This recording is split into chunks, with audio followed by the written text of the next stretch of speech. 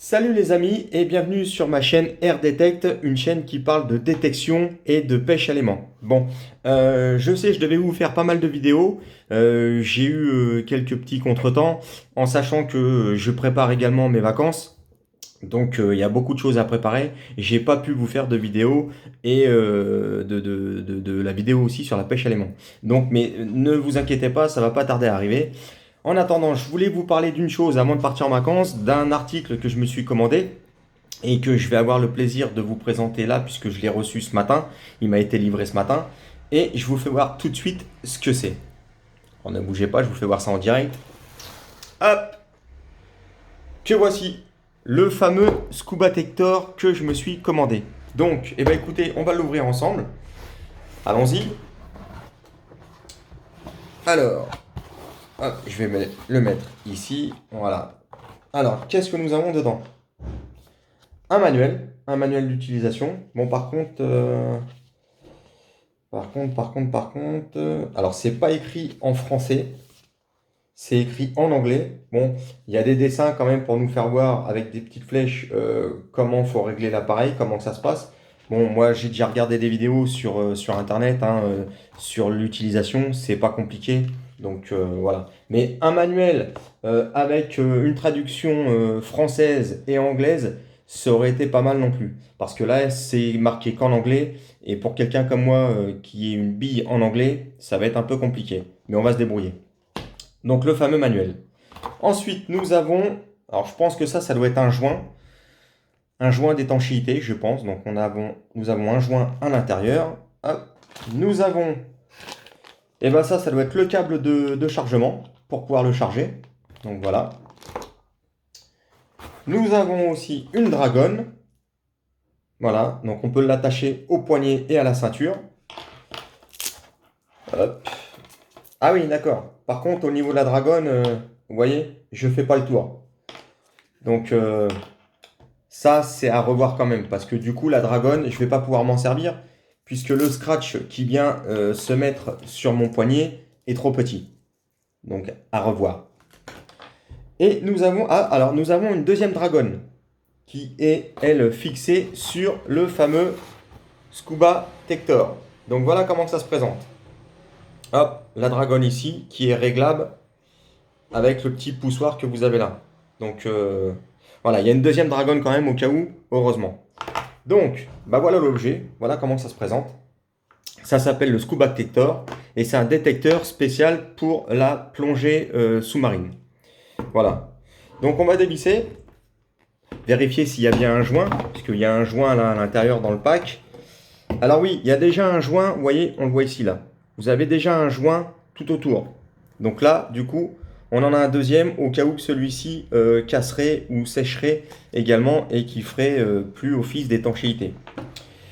À l'intérieur, on retrouve le fameux branchement pour charger la batterie du Scuba Tector. Donc voilà. Donc ah oui, petite information sur ça. On va vérifier tout de suite parce que j'ai vu une vidéo d'une personne qui avait le Scuba Tector et qui disait dans cette vidéo qu'il y avait un problème, il avait des gros doigts et il ne pouvait pas brancher l'embout du câble USB pour charger son Scuba Tector au niveau de la fixation ici, au niveau du branchement. Du fait que ça, c'était trop profond. Alors écoutez, moi je ne trouve pas, parce que regardez, je vais vous le brancher. Pourtant j'ai des gros doigts également. Hop, et vous voyez, alors, on va le prendre comme ça. Je ne sais pas si vous voyez, que je vois moi aussi ce que je fais. Hop, voilà, j'ai réussi à le brancher. Donc, le gros socle noir que vous voyez au fond, pour moi, je ne le trouve pas profond du tout, hein. Je peux y accéder facilement, vous voyez. Là, je touche le bout du branchement. Donc on branche l'embout ici. On prend également l'embout USB qu'on vient brancher dans la prise exprès. Et ça, après, vous mettez ça sur une prise murale normale. Voilà, tout simplement. Donc après, on l'enlève. Hop, on débranche ici. Vous voyez, c'est simple, hein. On remet le bouchon en faisant attention de bien le visser correctement pour ne pas abîmer le joint d'étanchéité qui se trouve à l'intérieur.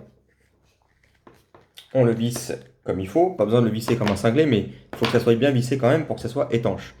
Donc voilà, Au niveau du mode d'utilisation, donc c'est pas compliqué.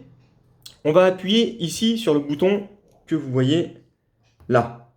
Là, vous avez un bouton, vous savez, le rond avec le trait, comme si vous allumez une télévision. Donc, on va appuyer dessus. Donc, voilà. Là, je viens d'allumer. Vous venez d'entendre le son. Il est allumé. Et là, juste en dessous de ce petit bouton, vous avez un autre bouton avec marqué M. M comme mode. Donc, vous avez plusieurs modes. Au total, il y en a 3. Vous avez un premier mode où le Scuba Tector va sonner et vibrer en même temps. On va l'essayer tout de suite. Alors, j'ai pas de pièce sous la main, mais on va étudier le câble de chargeur. Donc, vous voyez. Donc, vous avez une petite lumière ici également qui s'allume, qui vous signale quand vous êtes dans l'eau qu'il a détecté quelque chose. Il sonne et il vibre en même temps. Voilà, ça c'est le premier mode.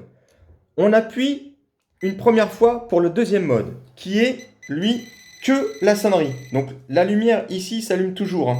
Comme ça vous permet que si vous êtes dans l'eau et qu'il fait un peu sombre, bah, même si vous n'entendez pas le son, puisque vous l'avez mis qu'en mode sonnerie et pas en mode vibreur, et ben, ça vous permet de voir que vous êtes passé sur une cible potentielle, puisque la lumière qui est ici s'allume. Vous voyez? Donc là, il fait que sonner, d'accord? Et il y a un troisième mode. Hop, donc il suffit juste de presser le bouton M. Et là, on n'entend plus la sonnerie. Par contre, moi, je le sens bien au niveau de ma main. Vous voyez, à l'autre bout, il vibre. Donc, je le sens bien vibrer. Vous voyez? Et il y a toujours cette petite indication, donc cette petite diode qui s'allume pour vous indiquer, auquel cas, si vous ne le sentez pas vibrer ou si vous ne l'entendez pas sonner, que vous passez sur une cible potentielle. Vous voyez? Hop, là, il s'éteint. Je passe la fameuse cible. Hop, il s'allume. D'accord? Donc là, il vibre. Donc, moi, je vais le mettre sur le premier mode. Donc, je rappuie dessus, sur le fameux bouton M. Et là, je l'ai mis en mode sonnerie et vibreur en même temps. Vous l'entendez? Il sonne et il vibre. Voilà. Donc moi, je préfère le laisser sur ce mode-là. Donc maintenant, du coup, eh ben, on va rééteindre l'appareil en appuyant ici. Et là, vous voyez, on voit la lettre M pour les modes. Donc j'espère que j'ai bien été clair sur la vidéo. Vous me direz ça en commentaire ou en suggestion. Voilà, donc je vais l'éteindre. Donc il suffit juste d'appuyer une fois pour l'éteindre. Et pour la rallumer, c'est pareil, hein, pas besoin de rester appuyé 2 secondes, hein. Vous appuyez une fois, il s'allume directement. Donc voilà. Et alors, ce que je voulais vous dire également, c'est que dans quelques jours, je vais vous faire des vidéos sur la plage. Donc avec mon XP Oryx que j'ai eu il y a quelques mois. Ça fait quoi? Ça fait 3-4 mois que je l'ai eu. J'ai fait qu'une sortie avec. Là, je viens d'avoir le Scuba Tector qui m'a été livré ce matin. Donc, je vais l'emmener. Ah merde, je l'ai allumé. Donc, je vais l'emmener également à la plage. Et je vais faire des sorties avec tous ces appareils. Donc, écoutez, je vous ferai des vidéos. Et puis, n'hésitez pas, surtout, dites-moi si ça vous a plu ou pas.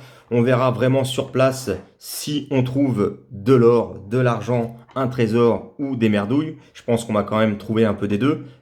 Que ce soit des pièces, des petites chaînes, des petites médailles, des alliances, ou enfin bref, des boucles d'oreilles. On verra bien. En tout cas, ça va être l'occasion pour moi de le tester, de vous dire ce que j'en pense.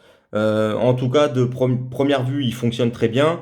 Voilà, c'est assez sympa, hein. Bon, alors par contre, il existe en plusieurs couleurs. Il existe également en tout noir. Moi, j'ai préféré le prendre en orange parce que c'est vrai que ça dépend où vous allez, mais il y a certains endroits où si vous allez en mer, la mer n'est pas très très claire dans certains endroits. Bon, moi, je vais en Méditerranée, donc ça va aller. Mais il y a des endroits en Atlantique, par exemple, ou en Bretagne, où l'eau est très foncée. Et du coup, j'ai préféré le prendre en orange pour le voir mieux que ça. Voilà, voilà. Bon, bah écoutez, sur ce, je vous dis à bientôt. Dans quelques jours, je vous ferai des vidéos au bord de plage, d'accord? Alors surtout, n'hésitez pas, si vous avez aimé, partagez, likez et surtout abonnez-vous, ça me ferait plaisir, ça me ferait énormément plaisir. Et je vous promets de vous faire de belles vidéos et j'espère aussi également de belles trouvailles, que ce soit avec le Scuba Tector ou avec l'Oryx de chez XP. Un petit clin d'œil à la maison de la détection. Alors, je le précise, hein, ils ne me payent pas pour leur faire de la pub, mais j'achète tout mon matos là-bas, à la maison de la détection, donc ainsi que le Scuba Tector. Voilà, je l'ai commandé sur le site La Maison de la Détection Et écoutez, qu'est-ce que je peux vous dire?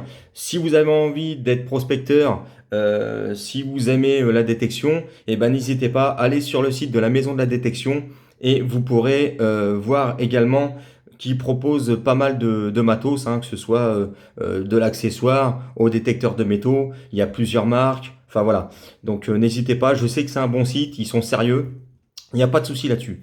Eh ben écoutez, moi je vous laisse, je vous quitte. Je vais bientôt partir à la plage, faire de la sortie détection, faire de belles trouvailles également. Je vous dis à bientôt pour de prochaines vidéos. C'était Air Detect. Ciao, ciao!